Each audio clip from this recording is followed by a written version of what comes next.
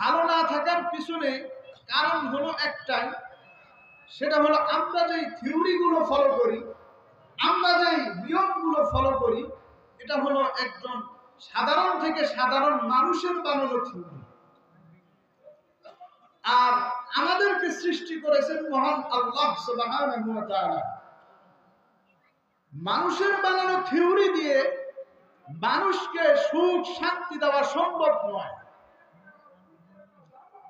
Theory লাগবে কার? সৃষ্টি করেছেন যিনি। যেমন আজ থেকে 10-15 বছর পূর্বে আমরা সাধারণত যে বাটন ফোনগুলো নিতাম, বা এখনো হয়তো থাকতে পারে, এই ফোনগুলোর জন্য ফোনগুলোর সাথে ছোট্ট একটা বই, একটা ক্যাটালগ দিত। মোবাইল কোম্পানিগুলো এই জন্য দিত যে এই ফোনটা আপনি কিভাবে ইউজ করবেন, ব্যবহার করবেন। তো তার ভিতরে লেখা থাকতো যে আপনার ব্যাটারিটা কিভাবে এখানে প্রবেশ করাবেন, সিমটা কিভাবে ঢুকাবেন, মেমোরি থাকলে মেমোরি কিভাবে ঢুকাবেন, এর একটা নিয়ম নীতি ওখানে লেখা থাকতো। মোবাইল কোম্পানিগুলো এজন্যই দিত যে আমার এক কাস্টমার, আমার কোনো ক্রেতা যাতে ফোন কেনার পরে অল্প সময়ের মধ্যে যাতে এটাকে অকেজো করে না ফেলে, একটা লম্বা সময় ব্যবহার করতে পারে এবং ভালোভাবে ইউজ করতে পারে, ব্যবহার করতে পারে, এই জন্যই ক্যাটালগ, এই বইটা দান করত। তো আল্লাহ রাব্বুল আলামিন আমাদেরকে কোরআনুল কারীম নামে একটা বই, একটা ক্যাটালগ দিয়েছে মানুষের জন্য। জোরে বলেন সুবহানাল্লাহ। এই বইটা অনুযায়ী, এই কিতাব অনুযায়ী কোন ব্যক্তি যদি তার ব্যক্তিগত জীবন থেকে শুরু করে নিয়ে রাষ্ট্রীয় জীবন পর্যন্ত প্রত্যেকটা সেক্টরে যদি কোন ব্যক্তি যদি এরকম ভাবে পারিবারিক জীবন থেকে নিয়ে রাষ্ট্রীয় জীবন পর্যন্ত তার প্রতিটি ক্ষেত্রে, প্রতিটি পদক্ষেপে যদি কোরআনকে ফলো করতে পারে, কোরআন অনুযায়ী তার জিন্দেগি অতিবাহিত করতে পারে, চ্যালেঞ্জ দিয়ে বলতে পারি তাম পৃথিবীর সমস্ত মানুষ যারা অশান্তিতে বসবাস করতেছে, আল্লাহর কোরআনকে চ্যালেঞ্জ দিয়ে বলতে পারি সমস্ত মানুষ যদি কোরআনের সাথে এসে, কোরআনের কাছে এসে আত্মসমর্পণ করে, আল্লাহ রাব্বুল আলামিনের কোরআনের দ্বারা প্রতিটি মানুষের ন্যায্য অধিকার, প্রতিটি মানুষের সুখ শান্তি ফিরিয়ে আনা সম্ভব। জোরে কোন কথা ঠিক কিনা? এই জন্য আল্লাহ রাব্বুল আলামিন বলেন আলিফ লাম রা কিতাবুন আনজালনাহু ইলাইকা লিতুখরিজান নাসা মিনাজ যুলুমাতি ইলান নূর। সূরাতুল ইব্রাহিম মহান আল্লাহ রাব্বুল আলামিন বলেছেন, ও পয়গম্বর আপনি জানায়ে দেন কিতাবুন আনজালনাহু ইলাইকা লিতুখরিজান নাস মিনাজ যুলুমাতি ইলান নূর। আমি এই কোরআন, এই কিতাবকে আনজালনাহু আপনার নিকটে প্রেরণ করেছি, পাঠিয়েছি। কারণ কি? লিতুখরিজান নাস, মানুষদেরকে আপনি বের করবেন, বের করে নিয়ে আসবেন। লিতুখরিজান নাস মিনাজ যুলুমাতি ইলান নূর, অন্ধকার থেকে মানুষদেরকে আলোর দিকে, অর্থাৎ জাহান্নামের পথ থেকে এই কোরআনুল কারীম মানুষদেরকে জান্নাতের পথের প্রতীক হিসাবে সৃষ্টি করবেন, তৈরি করবেন। জোরে বলেন সুবহানাল্লাহ। তাহলে এতক্ষণের আলোচনায় আমরা এই কথা বুঝতে পারলাম যে কোরআন এসেছে মানুষদেরকে অন্ধকার থেকে বের করে আলোর দিকে নেওয়ার জন্য। কোরআন এসেছে মানুষদেরকে জাহান্নামের পথ থেকে জান্নাতের পথের প্রতীক করার জন্য। কোরআন এসেছে মানুষকে অশান্তির থেকে, জুলুম এবং নির্যাতনের দাবানল থেকে এরকম ভাবে মানুষকে মুক্ত করে শান্তির পরিবেশ করে দেওয়ার জন্য মহান আল্লাহ রাব্বুল আলামিনের কোরআন এসেছে। জোরে কোন কথা ঠিক কিনা? এই জন্য মুহতারাম হাজিরিন, যেহেতু কোরআন এসেছে আমাদেরকে সুখ শান্তি দেওয়ার জন্য, সুতরাং কোরআনের এই মেসেজগুলো, কোরআনের এই বার্তাগুলো, কোরআনের এই বয়ানগুলো আমাদের জানা দরকার আছে কি নাই?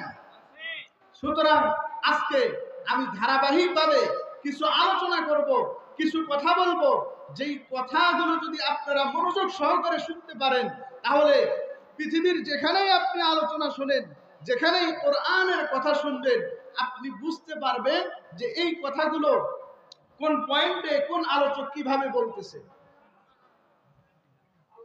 আমি যেই কিতাব থেকে আলোচনা করব, এই কিতাবটা লিখেছেন শাহ ওলিউল্লাহ মুহাদ্দিস দেহলভী রাহমাতুল্লাহি আলাইহি। তিনি বাংলাদেশ, ভারত, পাকিস্তান অর্থাৎ এই পাক উপমহাদেশে কোরআন সুন্নাহর খেদমত যাদের সবচেয়ে বেশি, তাদের মধ্যে একজন হলেন শাহ ওলিউল্লাহ মুহাদ্দিস দেহলভী রাহমাতুল্লাহি আলাইহি। তিনি আল ফাউজুল কবির ফি উসুলিত তাফসীর অর্থাৎ তাফসীরের মূলনীতির উপরে একটা কিতাব লিখেছেন, যার নাম হলো আল ফাউজুল কবির ফি উসুলিত তাফসীর। এই কিতাবের ভিতরে শাহ ওলিউল্লাহ মুহাদ্দিস দেহলভী রাহমাতুল্লাহি আলাইহি বলেছেন, আল্লাহ রাব্বুল আলামিন এই কোরআনুল কারীমের যতগুলো আলোচনা করেছে, তাকে যদি পূর্ণাঙ্গ রূপে, তাকে যদি ভালোভাবে বিশ্লেষণ করা যায়, তাহলে আল্লাহ রাব্বুল আলামিন এই পুরা কোরআনে 5 ধরনের আলোচনা করেছে। একটু কথা যদি বুঝে থাকেন তাহলে বলেন কয় ধরনের আলোচনা করেছে? 5 ধরনের আলোচনা করেছে। খুব মনোযোগ সহকারে কথাগুলো বোঝার চেষ্টা করি। পুরা কোরআনুল কারীম সূরা ফাতিহা থেকে শুরু করে নিয়ে সূরা নাস পর্যন্ত এই 114 খানা সূরার ভিতরে আল্লাহ রাব্বুল আলামিন যে আলোচনাগুলো করেছে তা মৌলিকভাবে 5 ধরনের। তাহলে আমরা একবার বুঝবার চেষ্টা করব যে 5টা বিষয়ের উপরে মহান আল্লাহ রাব্বুল আলামিন আলোচনা করলেন। এই মৌলিকভাবে যদি 5টা যদি বিষয় আমাদের জেনে থাকে, কোন বক্তা যখন আলোচনা করবে তখন অটোমেটিক আমরা বুঝতে পারবো যে বক্তা এই বিষয়ের উপরে আলোচনা করতেছে। কোন মুফাসসির যখন তাফসীর করতে থাকবে তখন অটোমেটিক আমি আপনি বুঝতে পারবো যে এই বিষয়ের উপরে বক্তা আলোচনা করতেছে। এই জন্য এই 5টা বিষয় আমরা মুখস্থ রাখবো এবং স্মরণ রাখার চেষ্টা করবো তো ইনশাআল্লাহ। তাহলে 1 নম্বর বিষয়, আল্লাহ রাব্বুল আলামিন কোরআনুল কারীমে 1 নম্বর যে বিষয় আলোচনা করেছেন ইলমুল মুহকামাত। ইলমুল মুহকামাত অর্থাৎ আল্লাহ রাব্বুল আলামিন পুরা 30 পারা কোরআনের ভিতরে এমন কিছু নীতিমালা, এমন কিছু রুলস আল্লাহ রাব্বুল আলামিন দান করেছেন, যেখানে আমি আপনি কিভাবে চলাফেরা করব, আমার জীবন কিভাবে পরিচালনা হবে, এর জন্য একটা নীতিমালা দান করেছেন। যেমন বাংলাদেশ চলাইতে গেলে সংসদে কিছু আইন পাশ করা হয়, বাংলাদেশের একটা নীতিমালা আছে। আমি আপনি কিভাবে আমার পারিবারিক জীবন থেকে শুরু করে রাষ্ট্রীয় জীবন পর্যন্ত কিভাবে পরিচালনা করব, এর জন্য একটা রুলস, একটা নীতিমালা আল্লাহ রাব্বুল আলামিন দান করেছেন, যাকে বলা হয় ইলমুল মুহকামাত অর্থাৎ বিধিবিধানের আয়াতসমূহ আল্লাহ রাব্বুল আলামিন দান করেছেন। উদাহরণ দিলে বুঝতে সুবিধা। আল্লাহ রাব্বুল আলামিন আমি আপনি কি করব, আমার নামাজ কিভাবে আদায় করব, আমি রোজা কিভাবে রাখবো, কোন ব্যক্তি যদি চুরি করে, সেই চোর যদি পুরুষ হয় তাহলে তার শাস্তি কি হবে, কোন মহিলা যদি জিনা করে তাহলে এই জিনাকারী মহিলার কি শাস্তি হবে, ইত্যাদি ইত্যাদি। অর্থাৎ যত বিধিবিধানের আয়াত আছে আল্লাহ রাব্বুল আলামিন দান করেছেন। যেমন আল্লাহ রাব্বুল আলামিন বলেন, ওয়াস-সারিকু ওয়াস-সারিকাতু ফাকতাউ আইদিয়াহুমা। আল্লাহ রাব্বুল আলামিনের ফয়সালা হলো, কোন ব্যক্তি যদি চুরি করে আর এটা শরীয়ত সম্মত যদি প্রমাণিত হয়, আল্লাহ রাব্বুল আলামিনের বিধান হলো, ফয়সালা হলো, চোর পুরুষ হোক অথবা মহিলা হোক, তাহলে ফাকতাউ আইদিয়াহুমা, তাহলে তাদের হাতকে অথবা পাকে কর্তন করে দাও। তাহলে চোর যদি চুরি করে তাদের হাতকে কেটে দাও। এটা বিধান কার? আওয়াজ করে বলেন কার বিধান? আল্লাহ রাব্বুল আলামিনের বিধান। আজকে দুঃখের সাথে বলতে হয়, এই বিধান যদি আমার দেশে থাকতো তাহলে এই গম চুরি, তেল চুরি, আরো যে কত ধরনের চুরি হয়, এই চুরি একটাও থাকতো না। বলেন কথা ঠিক কিনা? এই জন্য মুহতারাম হাজিরিন, আমরা যদি এই বিধানগুলো বাস্তবায়ন করতে চাই তাহলে কোরআন ওয়ালাদের সাথে থাকতে হবে, কোরআন সুন্নাহ অনুযায়ী আমাদের জিন্দেগি করতে হবে। এবং কোরআন সুন্নাহ যারা রাষ্ট্রীয়ভাবে এরকম ভাবে ব্যবস্থা করতে চায়, রাষ্ট্রীয়ভাবে পরিচালনা করতে চায়, রাষ্ট্রীয়ভাবে এরকম ভাবে কোরআন সুন্নাহ বাস্তবায়ন করতে চায়, তাদেরকে আমাদের সমর্থন করতে হবে, তাদের সাথে আমাদের চলতে হবে। বলেন কথা ঠিক কিনা? এই জন্য মুহতারাম হাজিরিন, এক নাম্বার, আল্লাহ রাব্বুল আলামিন কিছু বিধিবিধান দান করেছেন। দুই নাম্বার, আল্লাহ রাব্বুল আলামিন কিছু আয়াতে কারিমা দান করেছেন, যেগুলোকে মুফাসসির হযরত লিখেছেন ইলমুল জাদাল, অর্থাৎ তর্ক শাস্ত্রের জন্য আল্লাহ রাব্বুল আলামিন পুরা 30 পারার ভিতরে কিছু আয়াতে কারিমা নাজিল করেছেন। সেটা কেমন? আল্লাহর রাসূলের জামানায় কাফের মুশরিকরা ছিল, মুনাফিকরা ছিল, বেঈমানরা ছিল, বিভিন্ন সময়ে বিভিন্ন অবস্থায় আল্লাহর রাসূলকে প্রশ্ন করত। আর আল্লাহর রাসূল যদি এই প্রশ্নগুলোর জবাব যদি না দিতেন, তাহলে কি এই কোরআন কিয়ামত পর্যন্ত অব্যাহত থাকতো না বন্ধ হয়ে যাইত? বন্ধ হয়ে যাইত। এই জন্য আল্লাহ রাব্বুল আলামিন কিছু আয়াতে কারিমা এমন রাখছেন, কাফের মুশরিকদের প্রশ্নের জবাবে আল্লাহ রাব্বুল আলামিন কিছু আয়াতে কারিমা নাযিল করেছেন। জোরে গান সুবহানাল্লাহ। যেমন কাফের মুশরিকরা বলতো, ইহুদিরা বলতো, খ্রিস্টানরা বলতো আল্লাহ হলেন তিনজন। আল্লাহ রাব্বুল আলামিন এর জবাবে আয়াতে কারিমা নাযিল করলেন। আল্লাহ রাব্বুল আলামিন সূরা ইখলাসের আয়াতে কারিমা, কুল হুয়াল্লাহু আহাদ, হে নবী আপনি বলে দেন আল্লাহ এক, আল্লাহর সাথে কোনো শরীক নেই। আবার তারা বলতো যে হযরত ঈসা পয়গম্বরকে শুলিতে চড়ানো হয়েছে, তাকে হত্যা করা হয়েছে। আল্লাহ রাব্বুল আলামিন আয়াতে কারিমা জানায় দিয়ে বললেন, ওয়ামা কাতালুহু ওয়ামা সালাবুহু ওয়ালাকিন শুববিহা লাহুম। ও নবী আপনি তাদের জানায় দেন, ওয়ামা কাতালুহু ওয়ামা সালাবুহু, তাকে হত্যা করা হয় নাই, তাকে শুলিতেও চড়ানো হয় নাই। আমি রব্বুল আলামিন তাদের অন্তরের ভিতরে সন্দেহ ঢুকিয়ে দিছি। কিছু আয়াতে কারিমা কাফের মুশরিকরা কখন কি প্রশ্ন করে, এই প্রশ্নের জবাবে আল্লাহ রাব্বুল আলামিন কিছু আয়াতে কারিমা নাযিল করেছেন। তাহলে এক নাম্বার বিষয় হলো আল্লাহ রাব্বুল আলামিন আমি আপনি পারিবারিক জীবন থেকে রাষ্ট্রীয় জীবন পর্যন্ত, একেবারে নিজের ব্যক্তিগত জীবন থেকে নিয়ে সংসদ ভবন পর্যন্ত কিভাবে চলবো, কি করব ইত্যাদির একটা রুলস, একটা নীতিমালা আল্লাহ রাব্বুল আলামিন দান করেছেন, যাকে বলা হয় ইলমুল মুহকামাত। দুই নম্বরে আল্লাহ রাব্বুল আলামিন কিছু আয়াতে কারিমা, কিছু বিধান এমন দান করেছেন, কিয়ামত পর্যন্ত এরকম ভাবে উলামায়ে কেরামকে কাফের মুশরিকরা প্রশ্ন করতে থাকবে। এই প্রশ্নের জবাব দেওয়ার জন্য আল্লাহ রাব্বুল আলামিন কিছু আয়াতে কারিমা নাযিল করেছেন, যাকে মুফাসসির হযরতগণের ভাষায়, তাফসীরকারকদের ভাষায় বলা হয় ইলমুল জাদাল। অর্থাৎ এই দুই প্রকার আল্লাহ রাব্বুল আলামিনের যে বিধিবিধান কোরআনুল কারীম 5 প্রকারের, এই 2 প্রকার।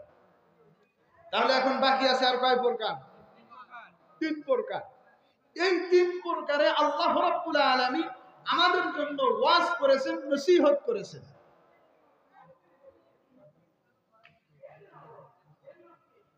একটা ক্লাসের ভিতরে কয়েক পদ্ধতির ছাত্র থাকে, একেবারে হাই কোয়ালিটি, মধ্যম, একেবারে নিম্ন।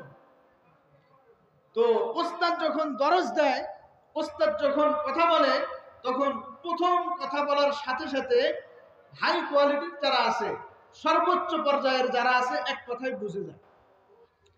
এরপরে দ্বিতীয় শ্রেণীর যারা ছাত্র আছে, এরপরের কোয়ালিটির যারা আছে, আরেকটু বুঝাইলে তারা বুঝে।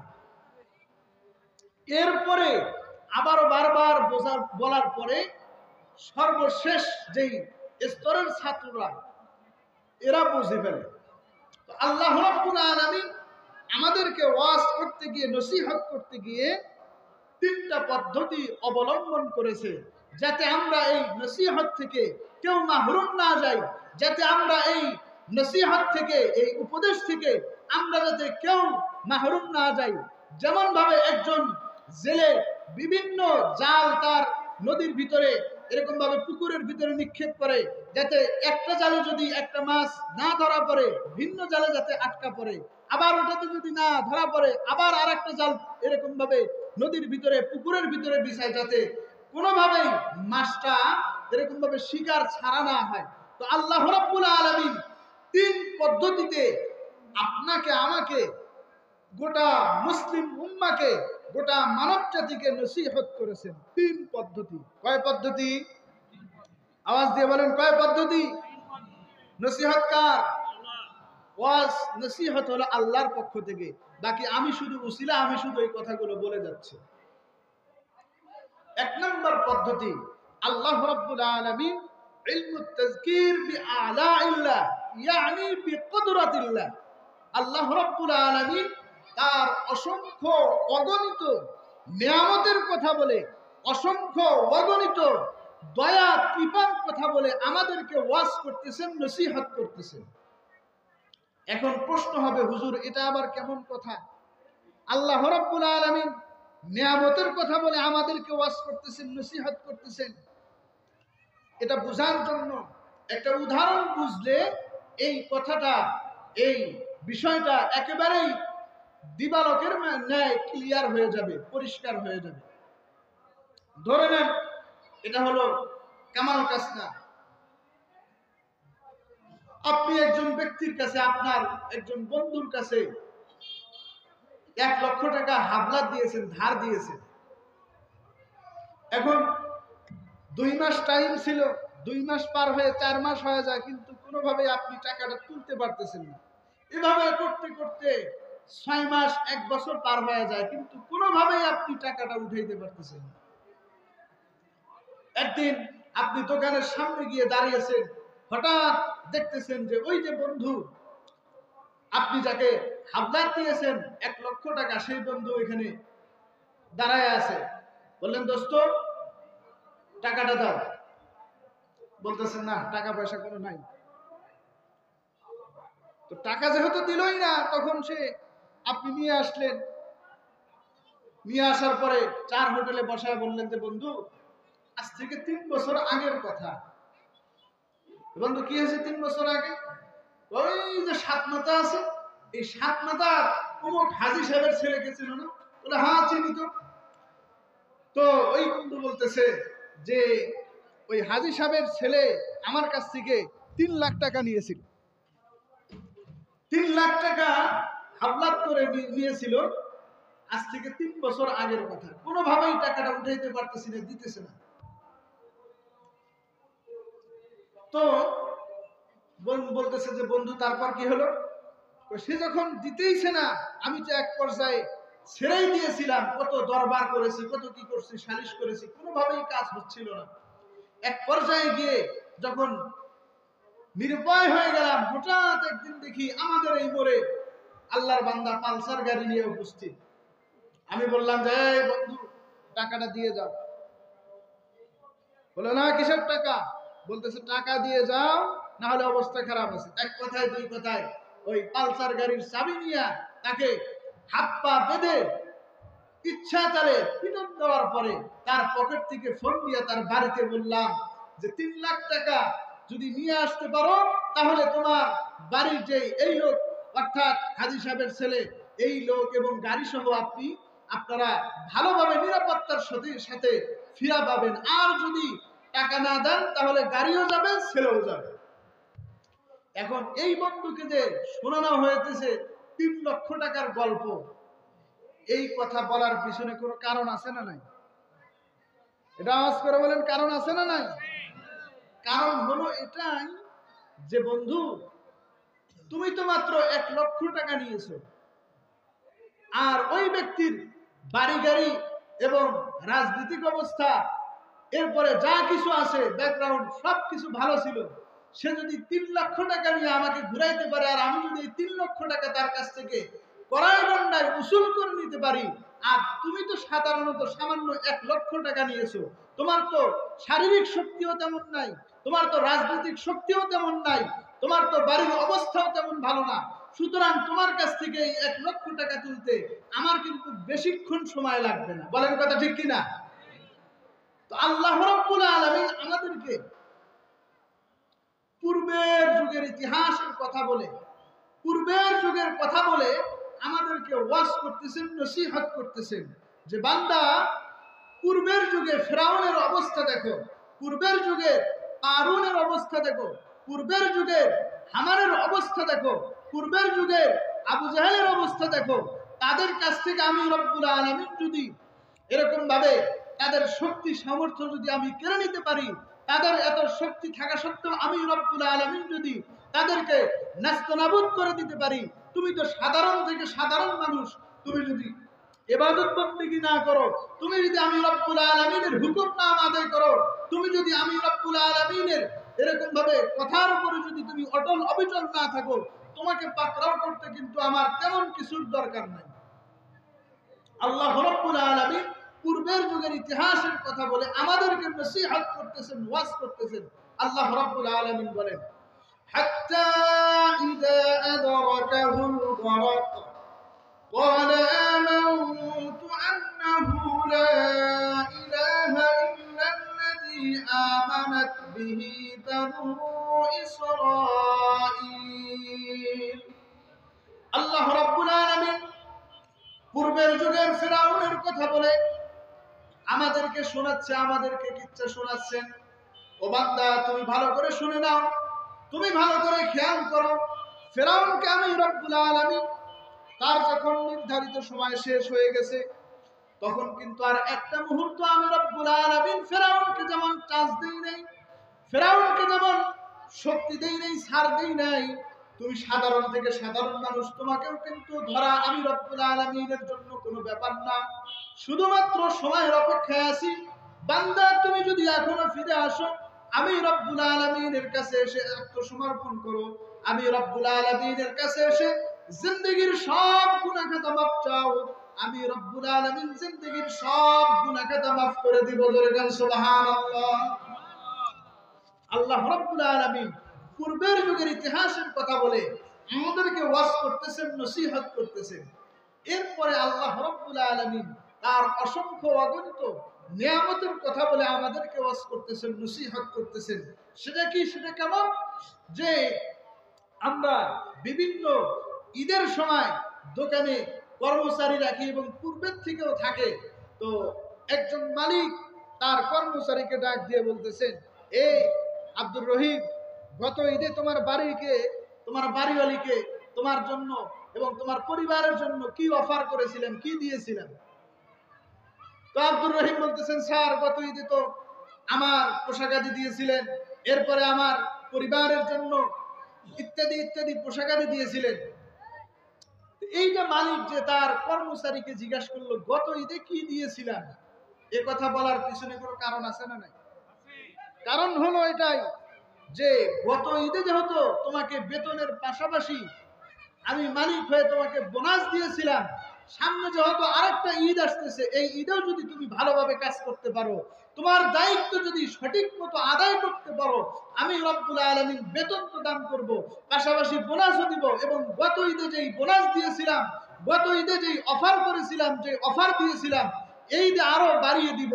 আল্লাহ রব্বুল আলামিন আমাদেরকে নসিহত করতেছেন যে এই যে যত বিধিবিধান আছে, এই বিধিবিধানগুলো তুমি বান্দা যদি পালন করো, যেমন ইতিপূর্বে পালন করেছিল আমি রব্বুল আলামিন ফেরাউনের জামানায় আসিয়াকে যেমন ভাবে পুরস্কৃত করেছি, এরপরে রাসূলের জামানায় বেলালকে যেমন পুরস্কৃত করেছি, এরপরে যুগে যুগে এরকম ভাবে উম্মতে মুসলিমাকে যেরকম ভাবে পুরস্কৃত করেছি, বান্দা তুমিও যদি আদায় করো, পূর্বের যুগের যে অফারগুলো আমি রব্বুল আলামিন দিয়েছি, তুমি এই অফারগুলো তো দান করবোই, পাশাপাশি যেহেতু শেষ জামানা, এই জামানায় এরকম ভাবে ওইরকম ইবাদত বন্দেগী করা সম্ভব নয়, কিন্তু স্বাভাবিক ইবাদত করলে পূর্বের জামানায় যারা এরকম ভাবে কঠিন থেকে কঠিন ইবাদত করেছে, আমি রব্বুল আলামিন ওই কঠিন ইবাদত করার সমপরিমাণ সব আমি রব্বুল আলামিন দান করব। সুবহানাল্লাহ। আল্লাহ রাব্বুল আলামিন অসংখ্য অগণিত নিয়ামতের কথা বলে আমাদেরকে নসিহত করতেছেন, ওয়াজ করতেছেন, বান্দা তুমি ফিরে আসো, বান্দা তুমি আমার কাছে এসে এরকম ভাবে ইবাদত বন্দেগী করো, আমার কাছে গুনাহ মাফ চাও। আল্লাহ রাব্বুল আলামিন বলেন, আলাম নাজআল লাহু আইনাইন ওয়া লিসানান ওয়া শাফাতাইন। আল্লাহ রাব্বুল আলামিন এখানে আমাদের বিভিন্ন নিয়ামতের কথা বলে আমাদেরকে নসিহত করতেছেন, ওয়াজ করতেছেন। বান্দা তুমি তোমার চোখের দিকে তাকায় দেখো, আমি রব্বুল আলামিন একটা চোখের ভিতরে 13 কোটি ক্যামেরা দান করেছি। একটা চোখের ভিতরে আমি রব্বুল আলামিন কত নিয়ামত দান করেছি। তামাম পৃথিবীতে তুমি যতই চেষ্টা করো এরকম একটা চোখ বানানো সম্ভব না। ওয়ালিসানাও ওয়া শাফাতাইন, ও বান্দা তুমি তোমার জিহ্বাটাকে দেখো। মোবাইল ফোনে কথা বলো 1.5 টাকা 2 টাকা মিনিট, কিন্তু এই যে সকাল থেকে শুরু করে ঘুমানোর আগ পর্যন্ত তামাম দিন তুমি কত যে কথা বলো, কত কিছু করো, এরপরেও আমি রব্বুল আলামিন কোনোদিন তোমার কাছে কোনো বিলের কাগজ পাঠাই নাই। আমি রব্বুল আলামিন তোমার নিকটে কোনো কিছুই পাঠাই নাই। এই যে জিহ্বা নামক নিয়ামতটা তুমি সারাদিন ব্যবহার করতেছো, এই কথার উপরে তুমি একটু স্মরণ করে আমি রব্বুল আলামিনের কাছে আত্মসমর্পণ করো। আল্লাহ রব্বুল আলামিন বিভিন্ন দিকের দিকে, বিভিন্ন জিনিসের দিকে ইশারা করে আল্লাহ রব্বুল আলামিন আমাদেরকে নসিহত করতেছেন, বান্দা তুমি ফিরে আসো, আমি রব্বুল আলামিনের কাছে এসে তোমার জিন্দেগীর গুনাহ খাতা মাফ চাও। আমি রব্বুল আলামিন তোমার জিন্দেগীর সব গুনাহ খাতা মাফ করে দেব। জোরে বলেন সুবহানাল্লাহ।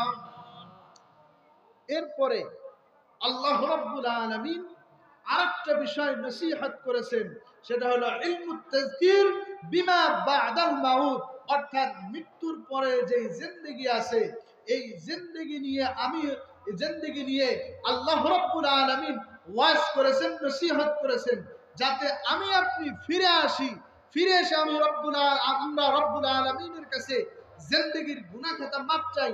এই জন্য আল্লাহ রাব্বুল আলামিন মৃত্যুর পরের জিন্দেগি নিয়ে ওয়াজ করেছেন, নসিহত করেছেন। সেটা কেমন?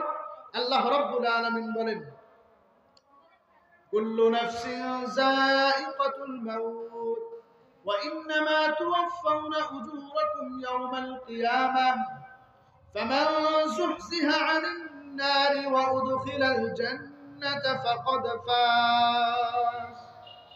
আল্লাহ রাব্বুল আলামিন কোরআনুল হাকীমের বিভিন্ন আয়াতে কারিমায় কবরের কথা, হাসরের কথা, জান্নাত জাহান্নামের কথা বলে বলে আমাদেরকে ওয়াজ করতেছেন, নসিহত করতেছেন যে বান্দা কবর নামক একটা জায়গা রয়েছে, হাসর নামক একটা স্থান রয়েছে, এরপরে পুলসিরাত নামক একটা স্থান রয়েছে, জান্নাত নামে একটা স্থান রয়েছে, জাহান্নাম নামে একটা স্থান রয়েছে।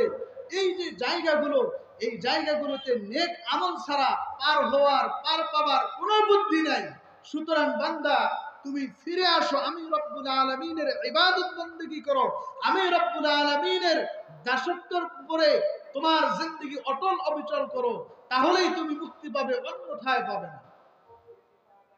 আল্লাহ রাব্বুল আলামিন হাসরের কথা, কিয়ামতের কথা, জান্নাতের কথা বিভিন্ন জায়গায় কোরআনুল কারীমে উল্লেখ করেছেন।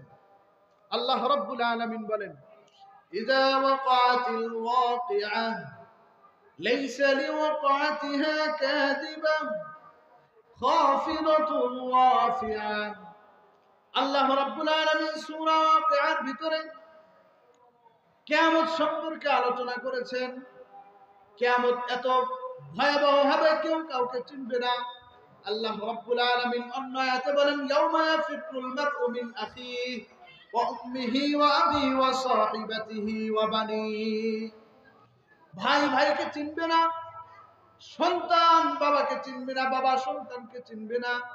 এমন এক মুহূর্ত হবে কিয়ামতের ময়দান, যেই সময়টা প্রত্যেকটা মানুষ নিজে ইয়া নাফসি বলবে। এমন মুহূর্তে এই যে নেক আমল ছাড়া পার হওয়ার কোনো বুদ্ধি নাই। আল্লাহ রাব্বুল আলামিন এই কথা বলে আমাদেরকে নসিহত করতেছেন, ওয়াজ করতেছেন, যাতে আমরা ফিরে এসে আমাদের জিন্দেগীর সব গুনাহ খাতা মাফ করে আল্লাহ রাব্বুল আলামিনের কাছে গুনাহ খাতা মাফ চেয়ে যাতে আমরা নিষ্পাপ হয়ে কবরে যেতে পারি। এই জন্য আল্লাহ রাব্বুল আলামিন ওয়াজ করেছেন, নসিহত করেছেন। তাহলে এতক্ষণের আলোচনায় আমরা কি বুঝলাম? আল্লাহ রাব্বুল আলামিন যে ওয়াজ করেছেন, নসিহত করেছেন তিন পদ্ধতিতে। একটা হলো আল্লাহ রাব্বুল আলামিন তার অসংখ্য অগণিত নিয়ামতের কথা বলে আমাদেরকে ওয়াজ করতেছেন, নসিহত করতেছেন, বান্দা তুমি ফিরে আসো। 2 নম্বরে আল্লাহ রাব্বুল আলামিন পূর্বের যুগের ইতিহাসের কথা বলে বলতেছেন, বান্দা তুমি ফিরে আসো। 3 নম্বরে আল্লাহ রাব্বুল আলামিন মৃত্যুর পরে, কবরে, হাসরে, পুলসিরাতে, জান্নাত জাহান্নামে কি হবে এগুলোর আলোচনা কোরআনুল কারীমের বিভিন্ন জায়গায় নিয়ে এসে আল্লাহ রাব্বুল আলামিন আমাদেরকে এই মেসেজ দিতেছে, এরকম ভাবে বার্তা দিতেছে, বান্দা তুমি ফিরে আসো। তুমি ফিরে এসে তোমার জিন্দেগীর গুনাহ খাতা যদি আমি রব্বুল আলামিনের কাছে মাফ চাও, তাহলেই তোমার জিন্দেগীর সব গুনাহ খাতা মাফ করে তোমাকে জান্নাতি মানুষ হিসাবে আমি রব্বুল আলামিন কবুল করব। জোরে বলেন সুবহানাল্লাহ। এতক্ষণ ধরে যে আলোচনা আমি বললাম, এই কথা বুঝাইতে চাইলাম, এই কথা আপনাদের দরবারে আরজ করলাম, সেটা হলো আমরা যদি পারিবারিক জীবন থেকে শুরু করে রাষ্ট্রীয় জীবন পর্যন্ত সব ক্ষেত্রে যদি সুখ শান্তি ইত্যাদিতে বসবাস করতে চাই, তাহলে কোরআন অনুযায়ী আমাদের জিন্দেগি পরিচালনা করতে হবে, পারিবারিক জীবন থেকে শুরু করে রাষ্ট্রীয় জীবন পর্যন্ত। আর আল্লাহ রাব্বুল আলামিন এই কোরআনুল কারীমে মৌলিকভাবে 5টা বিষয়ের উপরে আলোচনা করেছে। যে কোনো মুফাসসির হযরত যদি এই 5টা বিষয়ের উপর আলোচনা করে, তাহলে আপনাদের জানা থাকার কথা, হয়তো আল্লাহ রাব্বুল আলামিনের বিধিবিধান নিয়ে আলোচনা করবে। 2 নম্বরে হয়তো রাসূল করিম সাল্লাল্লাহু আলাইহি ওয়াসাল্লামের বিভিন্ন প্রশ্ন করা হয়েছে, এই প্রশ্নগুলোর উত্তর দিবে। হয়তো আল্লাহ রাব্বুল আলামিনের অসংখ্য নিয়ামতের কথা বলবে। হয়তো ওই বক্তা, ওই মুফাসসির হযরত পূর্বের যুগের ইতিহাসের কথা বলবে। হয়তো মৃত্যুর পরে কবর, হাসর, পুলসিরাত, জান্নাত জাহান্নাম এগুলোর উপরে মৌলিকভাবে 5টা বিষয়ের উপর যে কোনো একটা বিষয়ের উপরে কথা বলবে। তাহলে এই 5টা বিষয়ের উপরে 6666 আয়াত 5টা বিষয়ের উপর ভাগ হয়ে গেছে। এই কথা কেন বললাম? কারণ আমার পূর্বে, আমার পরে ওলামায়ে কেরাম আছেন, যে কোনো একটা বিষয়ের উপর আলোচনা করবে, তাহলে আপনাদের জেহেনে এটা থাকবে যে এই আলোচক কোন পয়েন্টের উপরে আলোচনা করতেছে। আর সর্বোপরি কথা হলো, আমরা যদি কোরআন অনুযায়ী আমাদের জিন্দেগি পরিচালনা করতে পারি, কোরআন অনুযায়ী যদি আমরা সর্বক্ষেত্রেই পরিচালিত হতে পারি, তাহলেই সব জায়গায় শান্তি বিরাজমান করবে।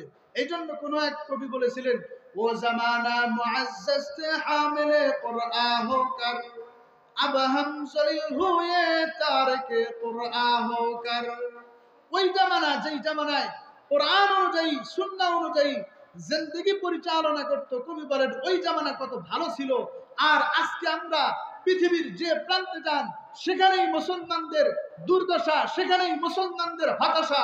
এই হতাশার পিছনে একটাই কারণ, এই হতাশার পিছনে একটাই এরকম ভাবে নীতিমালা আমরা ভুলে গিয়েছি, সেটা হলো কোরআনকে সামনে নিয়ে আমরা যদি সামনে অগ্রসর হতে পারতাম, তাহলে আমরা সুখ শান্তিতে এরকম ভাবে চলতে পারতাম। আর আজকে আমরা লাঞ্ছিত হচ্ছি, অপমানিত হচ্ছি, এর একটাই কারণ, সেটা হলো কোরআনকে আমরা ছেড়ে দিয়েছি। বলেন কথা ঠিক কিনা? এই জন্য মুহতারাম হাজিরিন, সর্বোপরি আমাদেরকে কোরআন অনুযায়ী আমাদের পারিবারিক জীবন থেকে শুরু করে রাষ্ট্রীয় জীবন পর্যন্ত ফলো করতে হবে।